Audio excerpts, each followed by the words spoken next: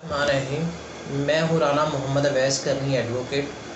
آج جو آپ کے لیے ٹاپک لے کے آیا ہوں وہ لے کے آیا ہوں طلاق کو مؤثر کرنے کا طریقہ کار کیا ہے۔ سب سے پہلے طلاق کے بارے میں ڈسکس کریں گے۔ طلاق دو طریقوں سے ہو سکتی ہے۔ نمبر ایک جو طریقہ کار ہے وہ بذریعہ خلا ہوتا ہے، جو عورت آ کے خلا لینا چاہتی ہے اپنی مرضی سے۔ اس کے بعد دوسرا طریقہ ہوتا ہے جو آدمی طلاق دیتا ہے، ٹھیک ہے۔ اس کے بعد کیا طریقہ کار ہوتا ہے؟ اس کے بعد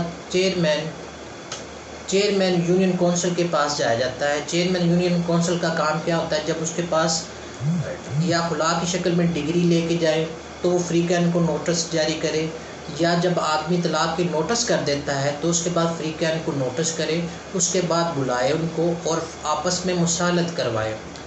اب اس کا جو چیئرمین یونین کونسل ہے اس کا یہ کام نہیں ہے کہ وہ آیا پارٹیز کو یہ بتانا شروع کر دے کہ جی طلاق آپ کی غلط ہوئی ہے یا صحیح ہوئی ہے۔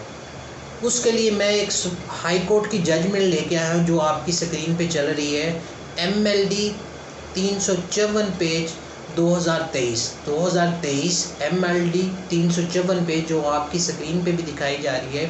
اس میں آنریبل کورٹ نے یہ ہولڈ کیا ہے کہ چیئرمین یونین کونسل کا کام صرف مؤثر سرٹیفکیٹ کرنا یا مصالحت کروانا ہے۔ اس کا یہ کام بالکل نہیں ہے کہ وہ طلاق کے بارے میں بتانا شروع کرے یہ غلط ہے یا صحیح۔